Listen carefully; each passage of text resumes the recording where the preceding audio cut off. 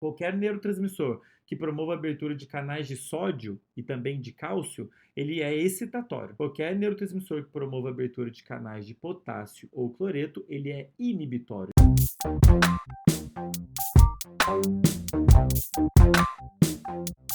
E aí, pessoal, tranquilo? Sejam bem-vindos de volta à aula de transmissão sináptica. Vou dar início agora à segunda parte da aula, o segundo vídeo, onde basicamente eu vou apresentar para vocês os tipos de efeitos que os neurotransmissores podem ter na célula-alvo, na célula pós-sináptica, beleza? Então, começando por esse esqueminha que eu montei aqui, está ilustrando essa linha cinza aqui, está ilustrando a membrana pós-sináptica, e logo aqui em cima está a fenda sináptica com o neurotransmissor, tá? Então, isso aqui seria logo depois da liberação do neurotransmissor, e o neurotransmissor vai poder agir aqui sobre os receptores que estão na membrana pós-sináptica, certo? Aqui eu vou tratar dos neurotransmissores de uma maneira bem genérica, tudo bem? Não vou falar de nenhum específico. Os neurotransmissores eles podem agir basicamente dois tipos de receptores. Tem um tipo de receptor que ele é um canal que tem uma estrutura aqui onde o ligante pode se ligar, um ligante específico, tá? E algumas vezes esse ligante pode se ligar nesse receptor e promover a abertura dele. Ou se não, existem outros receptores que podem se ligar a outros ligantes e promover o fechamento desse canal, tá? Então os neurotransmissores eles podem diretamente agir sobre canais específicos, canais sensíveis a ligante. Lembra que a gente falou deles lá no primeiro bloco do curso, né, na parte de bioeletrogênese, aqueles canais sensíveis a ligante, é o que a gente está vendo aqui. Então, alguns canais, eles são sensíveis a neurotransmissores específicos. E no momento que o neurotransmissor se liga neles, esse neurotransmissor pode promover a abertura desses canais, ou se não o fechamento desses canais, beleza? E a gente tem um outro tipo de receptor, que são receptores acoplados à proteína G, né? Então esse Y está ilustrando uma estrutura proteica ali na membrana, e na face interior a gente tem a famosa proteína G, que eu sei que vocês já devem ter visto lá em biologia celular, né? Esse tipo de receptor aqui, ele pode indiretamente modular a abertura ou fechamento de canais, ou pode também promover outras modificações na célula, dito em linhas gerais, modificar proteínas que já estão lá, fosforila proteína, inativa a função de uma, ativa outra, estimula a enzima, inativa a enzima, enfim. Ou pode, inclusive, modular a síntese de novas proteínas, promover a síntese de mais transportadores, síntese de mais canais, ou diminui síntese de canal, enfim, pode gerar uma série de outras modificações que não estão diretamente associadas à abertura ou fechamento de canais. Mas pode também promover indiretamente a modulação de canais específicos, iônicos, né? Esses receptores, esses dois tipos de receptores, canais e esse receptor acoplado à proteína G, têm nomes diferentes. Vocês vão ver aí nos livros que esses receptores que são, na realidade, canais, a gente chama eles de ionotrópicos. Então, são canais que funcionam como receptores. E como eu disse, esses são exemplos de canais sensíveis a ligante, né? Um canal que é sensibilizado por algum ligante específico. Ele pode abrir ou fechar na presença de um ligante, né? A gente chama esses receptores de ionotrópicos. E esses receptores acoplados à proteína G, que podem ter outros efeitos não relacionados à abertura e fechamento de canais, a gente chama de metabotrópicos, tá? Eles podem ter um efeito no metabolismo. Atualmente, alguns livros chamam esses receptores, de uma forma mais genérica, de receptores acoplados à proteína G, que eu acho até mais didático, né? Então, a gente tem receptores acoplados à proteína G, e esses receptores ionotrópicos, eles têm a abertura e fechamento deles diretamente modulada pelo ligante, beleza? Agora, vamos começar olhando esse aqui com mais cuidado, tá? Então, o que acontece quando você tem abertura de canais? E agora eu sei que vocês vão precisar do que a gente discutiu lá na parte de bioeletrogênese, beleza? Imagina que você, esse neurotransmissor, tenha se ligado a esse canal e promoveu a abertura dele, ou se não ligou um acoplado à proteína G que promoveu a abertura também de canais de sódio.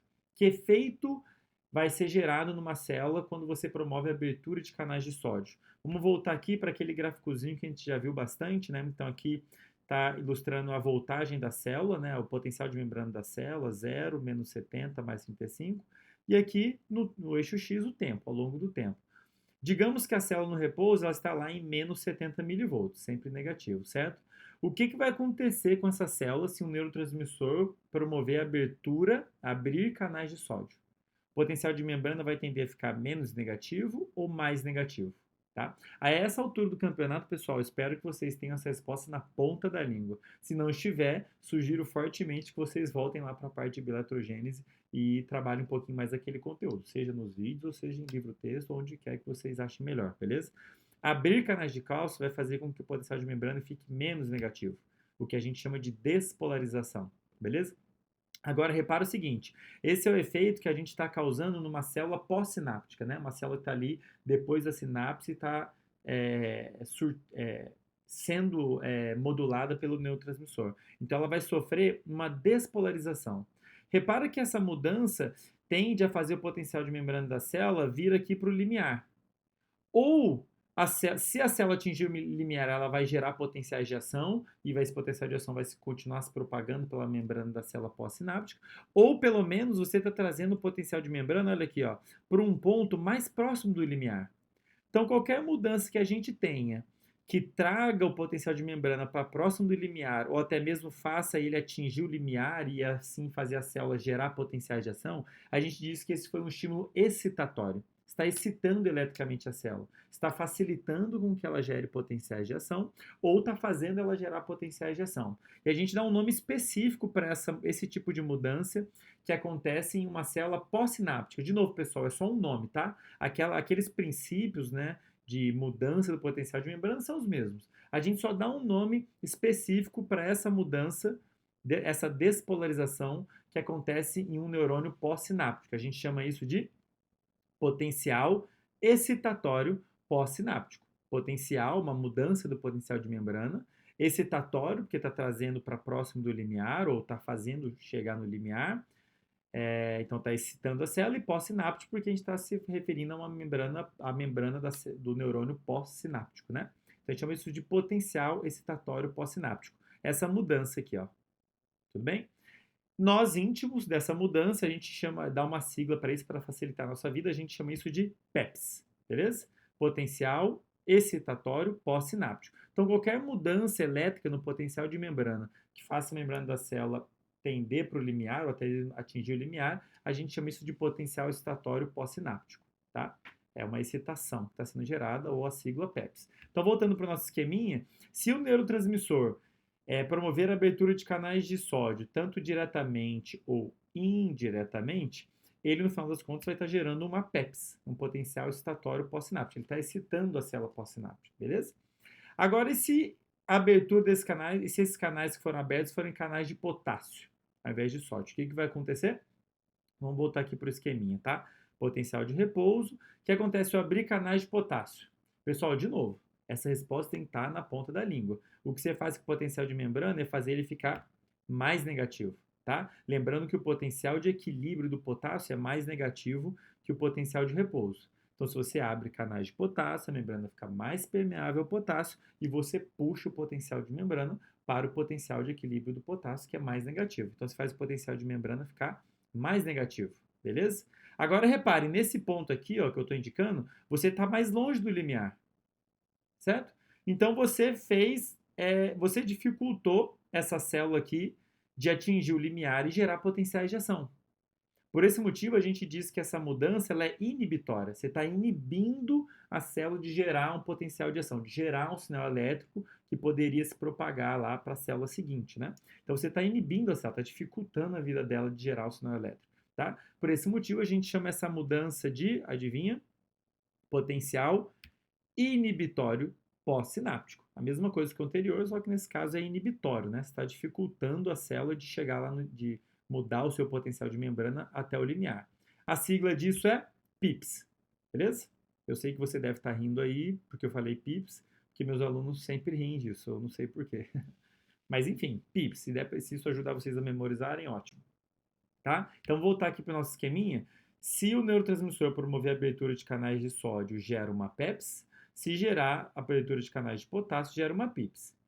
E se promover a abertura de canais de cloreto, pessoal? Aí vai depender do potencial de equilíbrio do cloreto, né? Geralmente o potencial de equilíbrio do cloreto é mais negativo do que o potencial de repouso, tá? Então, de certa maneira, o cloreto, se vocês lembrarem, a gente falou bastante disso lá no vídeo determinantes do potencial de membrana. Se você não estiver lembrando, volte lá para esse vídeo e assiste o finalzinho dele quando eu falei do cloreto, tá? Se vocês voltarem lá, vocês vão ver que o cloreto, quando você aumenta a permeabilidade dele, ele tende a segurar o potencial de membrana em valores negativos, tá? Em menos 70 ou até em valor mais negativo que menos 70. Então a gente diz que ele está gerando PIPs também, tá? Ele é inibitório. Então qualquer neurotransmissor, presta atenção, qualquer neurotransmissor que promova a abertura de canais de sódio e também de cálcio, ele é excitatório. Ele faz a célula despolarizar, tendendo para o limiar. Qualquer neurotransmissor que promova a abertura de canais de potássio ou cloreto, ele é inibitório. Ele está inibindo a célula, impedindo ela de gerar sinal elétrico. Beleza? E se você, ao invés de abrir canais, promover fechamento de canais, tá? Fechar sódio, fechar potássio, fechar cloreto. Você basicamente vai ter o efeito oposto do que você vê quando você abre esses canais. Então, se eu fechar canal de sódio, eu estou inibindo a célula. Se eu fechar canais de potássio, é o mesmo que eu estivesse excitando. Se eu fechar canais de cloreto, é o mesmo que eu estivesse excitando, tá?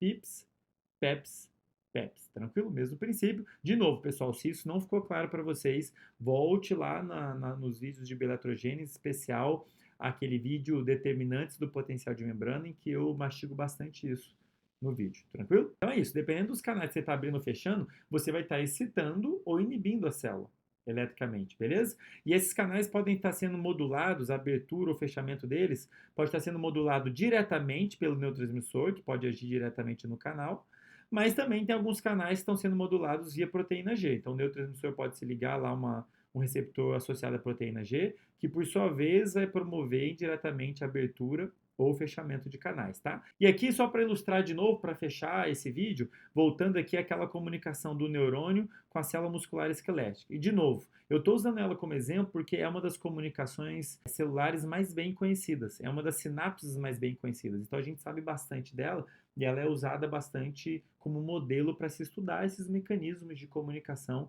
entre o neurônio e uma outra célula, beleza? Então aqui, né, potencial de ação chegou, promoveu a liberação de neurotransmissor, que nesse caso é a acetilcolina, lembrando, que vai agir sobre os receptores específicos delas, tá? O receptor no qual essa acetilcolina está agindo são os receptores nicotínicos, tá? Só para já ilustrar para vocês, tá? Tem um outro tipo de receptor da acetilcolina, que são os muscarínicos, mas a gente só vai falar deles quando a gente for falar de sistema nervoso autônomo, tá? Por enquanto, vamos olhar só para esse daqui, que são esses receptores aqui. Esses receptores, eles são na realidade canais, que eu estou mostrando em maior aumento aqui, tá? Como é que a gente chama os receptores que são canais? Ionotrópicos, beleza? Então, o receptor nicotínico é um exemplo de um receptor ionotrópico. É um canal que tem ali um sítio, né? Aqui, ó, um canal que tem um sítio onde a acetilcolina pode se ligar. E na hora que ela se liga, ela promove, aqui tem uma portinha, tá vendo? Ela promove a abertura desse canal. Agora, uma coisa curiosa desse tipo de canal, os receptores nicotínicos, é que eles permitem a passagem tanto de sódio como de potássio. Então, tanto o sódio pode entrar, como o potássio pode sair. É um canal que deixa, é um canal relativamente promíscuo, ele deixa passar mais de um íon, tá? Não é o único que faz isso, mas é um importante. O resultante disso, pessoal, é que a entrada de sódio, o influxo de sódio, é maior do que a saída de potássio. Então você tem mais íon positivo entrando do que íon positivo saindo, e isso quer dizer que a membrana vai despolarizar, vai ficar positiva dentro e negativo fora, tá? Então vai despolarizar a membrana do músculo esquelético até o limiar, aí vai gerar potenciais de ação e o potencial de ação se propaga pela membrana do músculo esquelético, o que vocês vão ver lá mais para frente é fundamental para a célula do músculo esquelético contrair, a primeira etapa da contração do músculo esquelético, beleza? Mas eu queria fechar esse vídeo com uma pergunta que eu não vou responder, eu vou deixar vocês responderem, até para ver se vocês realmente entenderam a parte de bioeletrogênese. Se esse canal permite a passagem de sódio e potássio, por que que a entrada de sódio é maior do que a saída de potássio, tá? Existe uma justificativa, se a gente for lembrar daquela história de força química e força elétrica, que está mobilizando o íon para dentro e para fora, vocês vão conseguir responder essa pergunta, tá? Existe uma justificativa para o fato da entrada de sódio ser maior do que a saída de potássio. Nessa situação aqui, de novo, esse canal deixa passar tanto o sódio como o potássio. Mas a entrada de sódio acaba sendo bem maior do que a saída de potássio. Por quê? Beleza? Vou deixar essa pergunta para vocês responderem. Fora isso, qualquer dúvida que tenha ficado, fique à vontade para me procurar. Se alguma coisa não ficou clara, deixe aí nos comentários. E no próximo vídeo, que vai ser a última parte da parte de transmissão sináptica, eu vou falar de integração sináptica, beleza, pessoal? Então fique ligado e até já.